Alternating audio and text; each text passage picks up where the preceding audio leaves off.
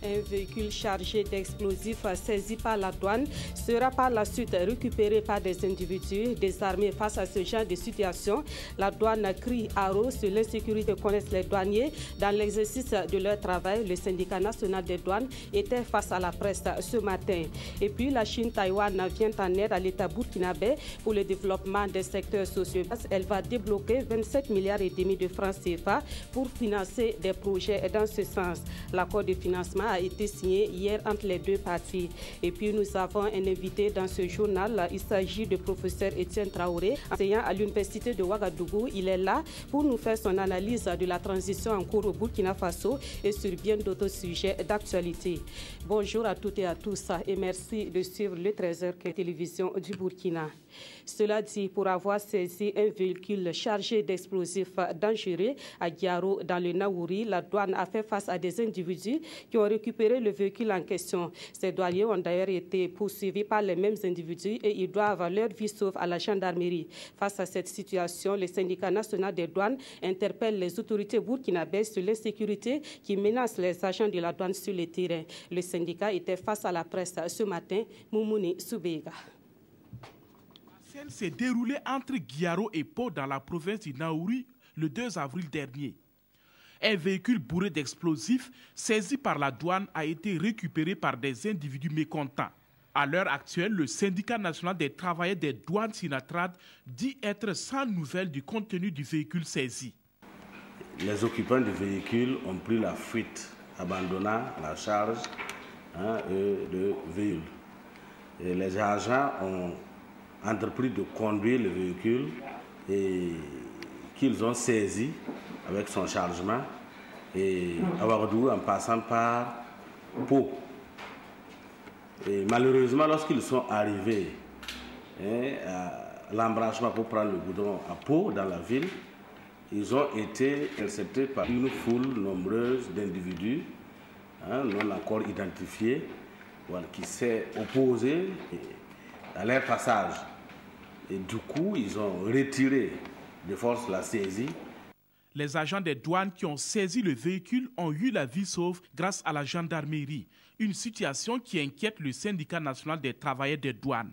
Les gendarmes n'ont pas réagi en les protégeant. Et nous tenons à dire à l'opinion publique et ce qui s'est passé et dénoncer le comportement de ces individus et interpeller le gouvernement sur ce comportement. Nous tenons à ce que la saisie soit restituée par ceux qui l'ont retirée de force. Et nous, en tant que syndicat, nous ne pouvons pas tolérer et regarder de façon silencieuse ces événements qui se produisent de façon répétée. Si d'ici là rien n'est fait, nous allons prendre nos responsabilités.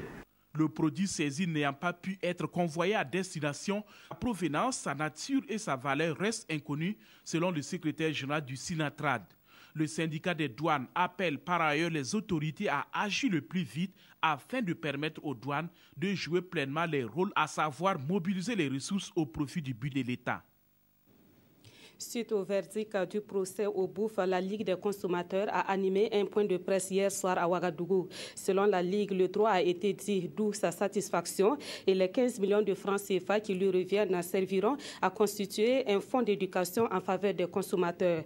À cette conférence de presse, la Ligue des consommateurs s'est également prononcée sur des questions d'actualité telles que les coupures d'eau et d'électricité. Des précisions avec Amandine Lalsaga. La Ligue des consommateurs du Burkina montre son satisfait du verdict du procès au Bouf, Ouedraogo Bourema et frères. La structure va percevoir 15 millions de francs CFA pour dommages et intérêts. Selon elle, l'affaire au Bouf doit servir d'école. Les 15 millions vont servir pour vous à construire un fonds d'éducation des consommateurs. Les consommateurs, à travers ce procès, ont compris qu'ils ont un rôle à jouer. Ils ont compris que leur place existe. Ceux qui feront produire les produits et non plus qui subiraient les produits. La Ligue demande le retrait pur et simple des canettes périmées sur le marché. Elle appelle également la population à la vigilance car des produits prohibés ont déjà été identifiés et saisis en partie par la structure. Le riz, il y a 15 tonnes, il y a 2 semaines que nous avons saisi 2 tonnes, 15 tonnes, dont les dates avaient été maquillées en 2017, alors que ça devait s'achever en juillet 2015. Non, c'était des comportements, des attitudes ordinaires. Je crois que ce procès doit ouvrir les yeux aux uns et aux autres. Pas seulement aux consommateurs de bien regarder, mais aux producteurs de faire attention par rapport aux actes qu'ils posent. Nous avons 2-3 situations de producteurs, de vendeurs, et je dirais même des distributeurs de canettes et d'autres marques qui sont venus voir les organisations consommateurs pour dire « Ah, à partir de ce procès-là, moi j'ai peur que ça m'arrive. Qu'est-ce que je peux faire? Comment je peux faire ?» Je crois que ça, c'est un appel qui est lancé. La Ligue des consommateurs du Burkina déplore également les désagréments liés aux coupures d'eau et d'électricité. Nous nous sommes intéressés également à la question nationale aujourd'hui portant sur l'électricité, sur l'eau et sur la grippe aviaire. Et nous nous étonnons fortement que ces 3 événements ne soient pas, disons, les 2 premiers événements, y compris la grève des braquinats, c'est ça, et la grève également qui porte sur les transporteurs, ne soient pas mis dans le même sac. Nous nous interpellons et nous demandons au gouvernement de la transition d'être encore plus fort que ce qu'il dit. Pour la défense des droits des consommateurs, la Ligue, soutenue ici par l'Association des consommateurs du Burkina, Vigilance Consommateur, ne compte pas s'arrêter en si bon chemin.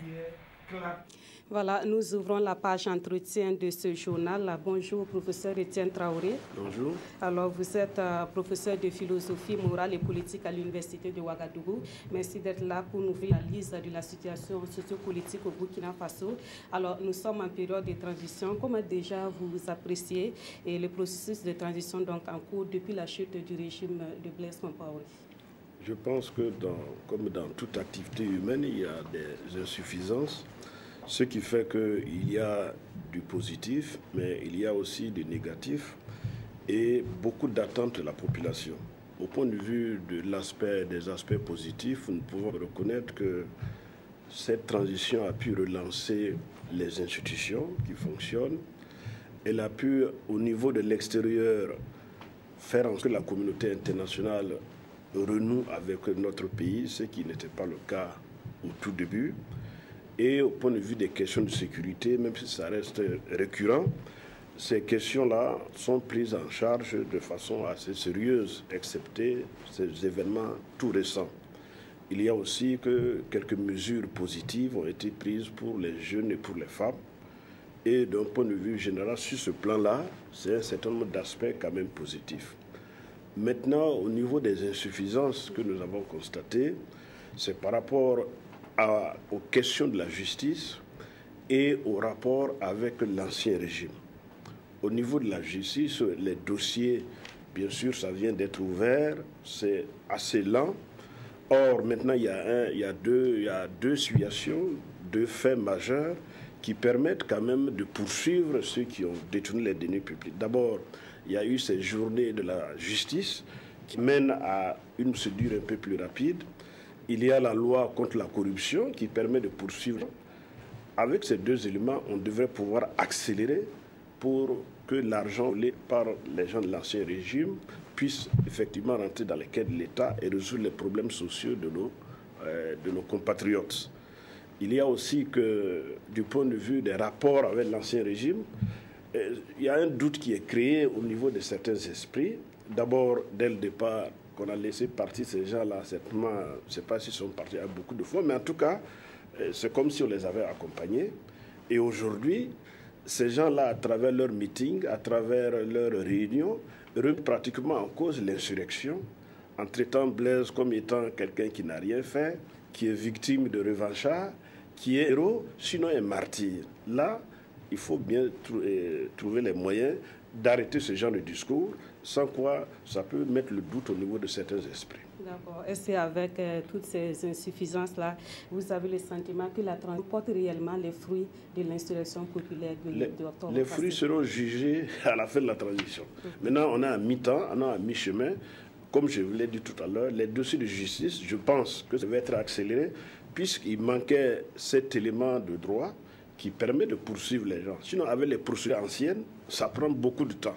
Maintenant, avec la loi contre la corruption, on peut toujours prendre quelqu'un pour lui dire de justifier ses biens. Et à partir de là, on peut aller très vite. D'accord. Alors, les débats sur la transition politique dans notre pays portent notamment sur ce qu'elle devrait pouvoir faire et ce qu'elle ne peut pas faire. À votre avis, quelles sont les priorités? Les priorités de la transition? Oui, actuellement. Bon, les priorités, c'est un peu les priorités que les masses ont demandé. Résoudre les dossiers de justice.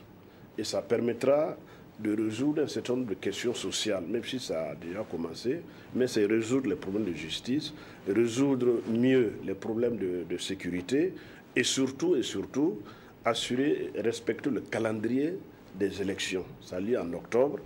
La transition doit faire en sorte que ce délai soit respecté pour qu'on revienne dans une situation normale.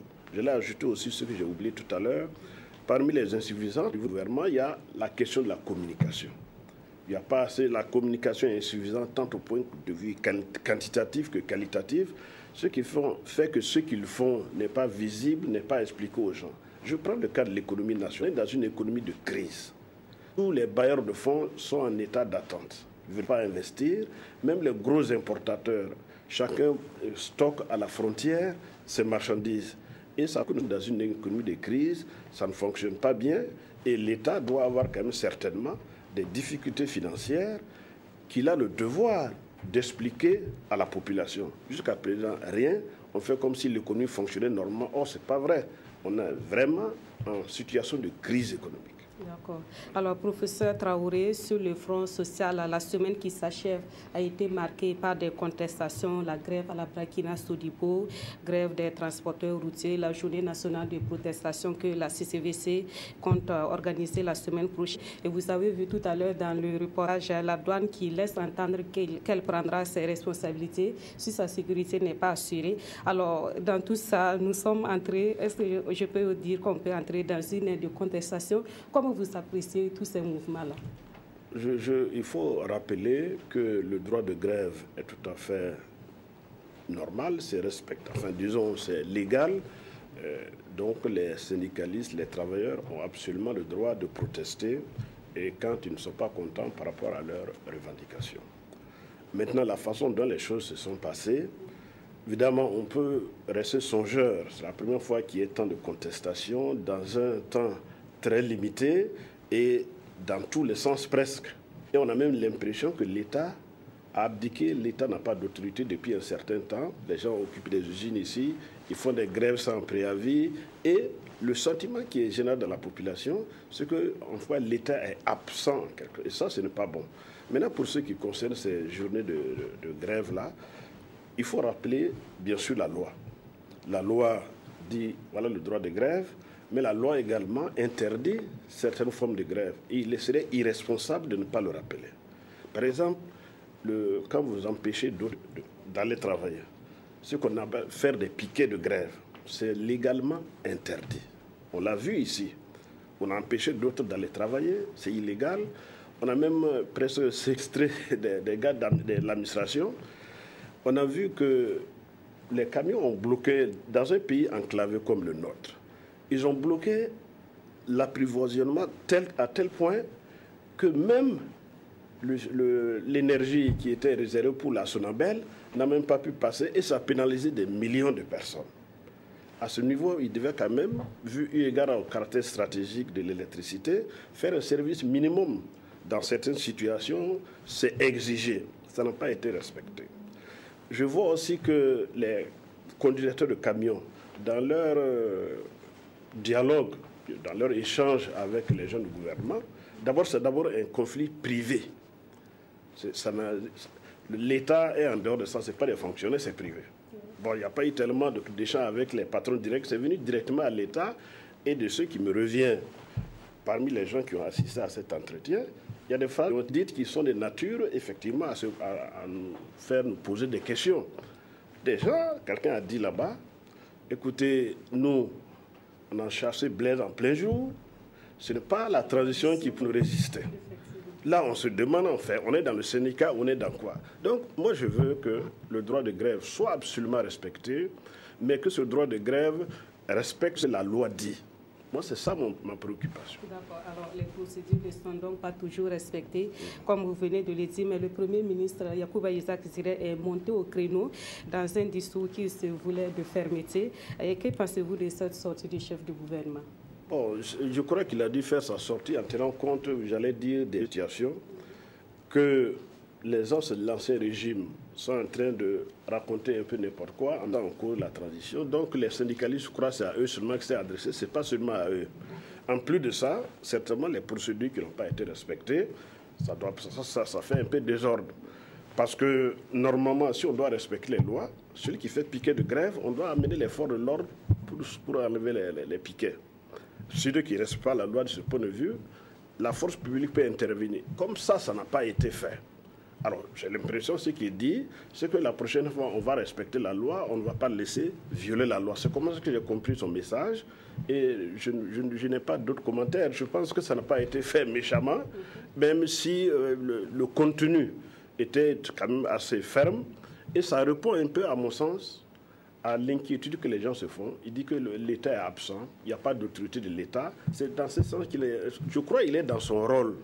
Maintenant, la forme peut-être peut être reprochable, mais il est dans son rôle de dire on va assurer la sécurité des personnes et des biens et on va être ferme là-dessus. C'est dans son rôle. Et même ceux qui le contestent, s'ils étaient à sa place, je me demande s'ils allaient dire autrement que ça.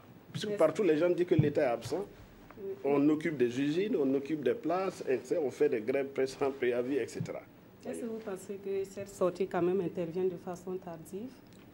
Ah non, ce n'est pas tardif. Le président du Faso, déjà en fin décembre, ou bien veut de nouvelles de cette même fermeté. Mais bon, comme souvent les gens lèvent la main et veulent gifler, ils ne giflent jamais, évidemment, ça crée un problème d'autorité de l'État. Moi, je pense que le dialogue est toujours possible. Il faut que les uns et les autres se comprennent, mais il peut se comprendre autour de la loi. La loi s'impose à tout le monde. D'accord. À votre avis, est-ce qu'il y a des chances qu'il ait été entendu, le Premier ministre, à travers cette sortie-là? Je ne sais pas s'il a été... Moi, les milieux que moi je fréquente disent que, bon, mais il faut absolument que l'autorité de l'État soit rétablie. Ce n'est pas en contradiction avec le droit de grève ou la manifestation des grévistes. Ce n'est pas contradictoire. Maintenant, d'autres ont pris ça autrement. Ça fait partie des éléments de la mobilisation des gens, je comprends ça comme ça. Est-ce qu'il n'y a pas quand même un risque que les propos du Premier ministre soient assimilés à une dérive répressive, pour ne pas dire plus? Non, moi je crois que c'est plutôt un aveu, à la limite un aveu d'impuissance. Les choses délitent de tous les côtés. Il veut montrer aux gens qu'il est là pour assurer l'ordre. Bon, je crois que ça devrait être un peu compris comme ça. Si les gens échangent, les syndicats et puis le Premier ministre, je pense qu'ils devaient pouvoir s'entendre. Mais je dis encore une fois, autour de la loi qui s'impose à tout le monde. D'accord. Merci beaucoup, professeur Etienne Traoré. Vous étiez là donc pour nous donner votre analyse sur la situation sociopolitique au Burkina Faso. Je rappelle que vous êtes enseignant de droit et de philosophie morale et politique à l'université de Ouagadougou. Merci d'être passé ici et vous restez avec nous pour la suite du journal. Cela dit, l'ambassade de la Chine, Taïwan et le ministre de l'économie et des finances ont signé un accord de financement hier à Ouagadougou. Le montant de ce financement est de 27 milliards et demi de francs CFA. Il s'agit d'un don que la Chine-Taïwan fait au Burkina Faso pour financer des secteurs comme l'agriculture, la santé et la formation professionnelle. Le reportage des Alice Sanfou. Ce sont 27 milliards et demi de francs CFA que la Chine-Taïwan met ici à la disposition du Burkina Faso. Taïwan honore par ce geste à sa promesse tenue lors de la 10e session mixte de coopération Burkina Faso-République de Taïwan, tenue à Taipei en juin 2014. Et pour les deux parties, c'est un respect des engagements qui va améliorer les conditions de vie de milliers de personnes en matière d'autosuffisance alimentaire, de santé, d'éducation et de formation professionnelle. Dans le domaine de la santé, c'est la réalisation du CSPS, de santé et de promotion sociale. Vous prenez encore au niveau de l'enseignement, ça contribue à construire des écoles, à les équiper, à former les enseignants, à les équiper en lampes solaires. Tout ça, ça participe au développement. Vous prenez au niveau de l'environnement, ça contribue également à travailler pour réduire un peu les sachets plastiques et enrichir les terres dégradées. Tous ces projets, je crois que ça touche le bien-être de la population burkinabé. Le riz brûlé, par exemple, ça touche 80% des paysans qui travaillent dans le champ. Et l'énergie renouvelable, par exemple, une nappe populaire, ça concerne 2 millions des écoliers qui travaillent le soir sans lumière. Au niveau de l'ambassade, au niveau du gouvernement de la Chine-Taïwan, on est très content pour continuer à accompagner le gouvernement de Burkina Faso à mettre en œuvre tous ces projets.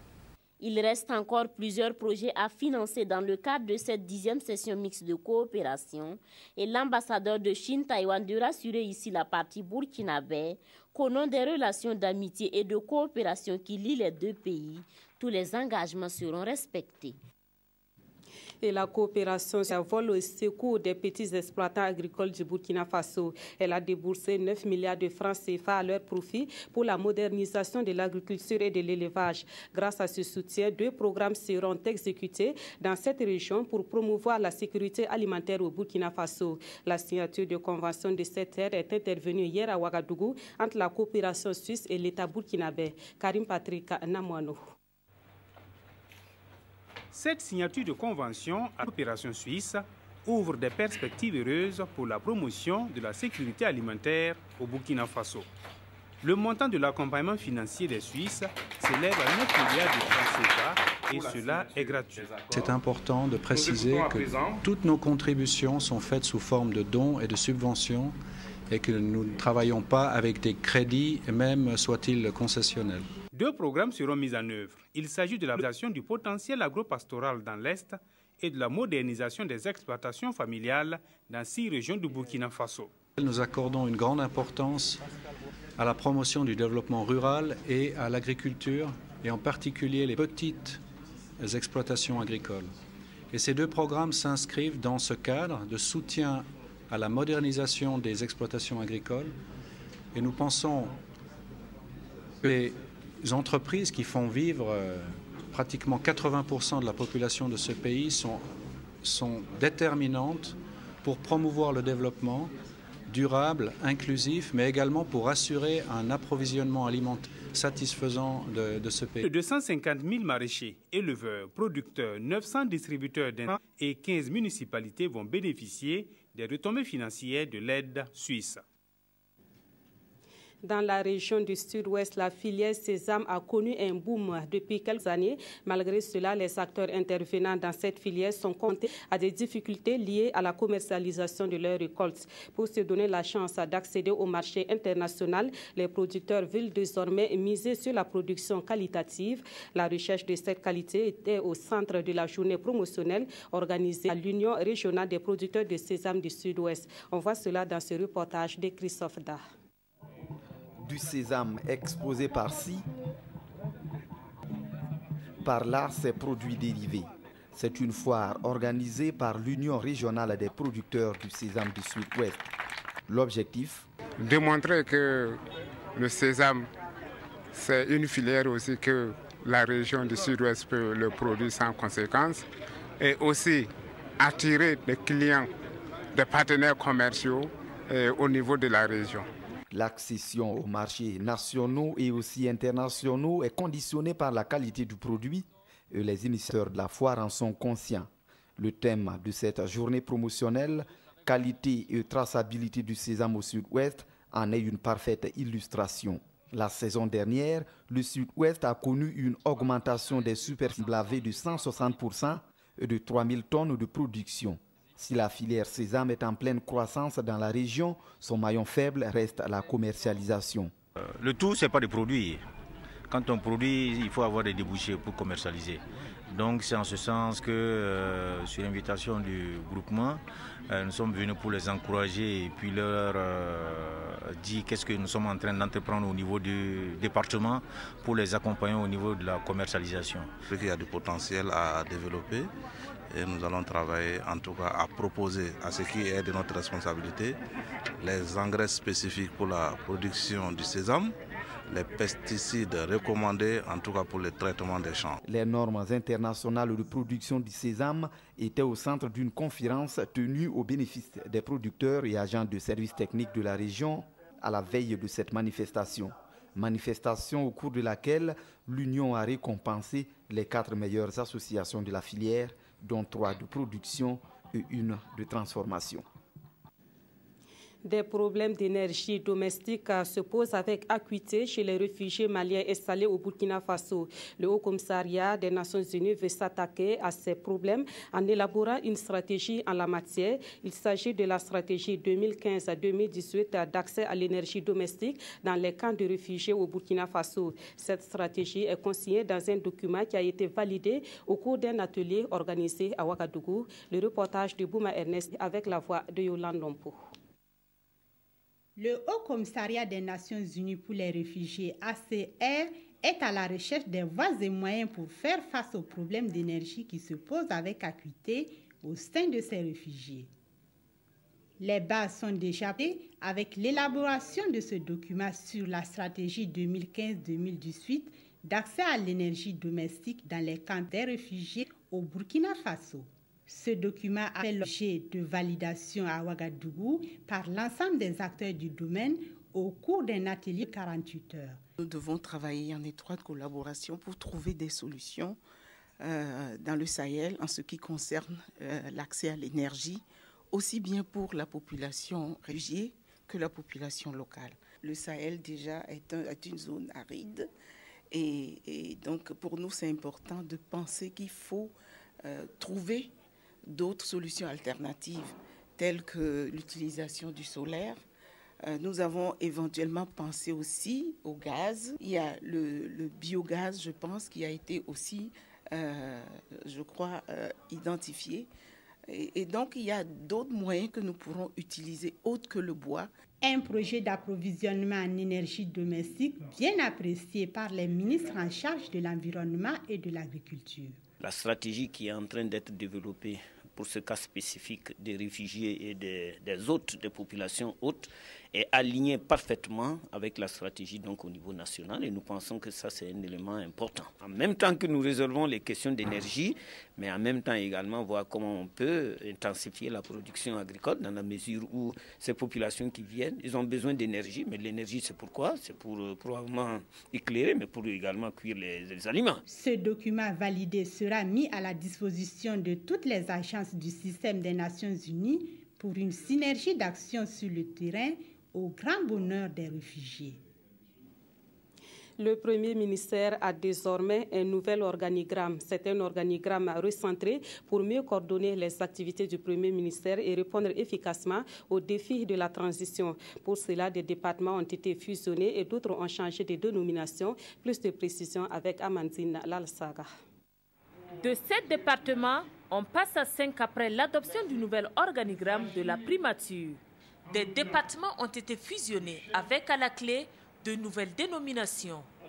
Le nouvel organigramme du Premier ministère répond aux défis de la transition. C'est un organigramme recentré.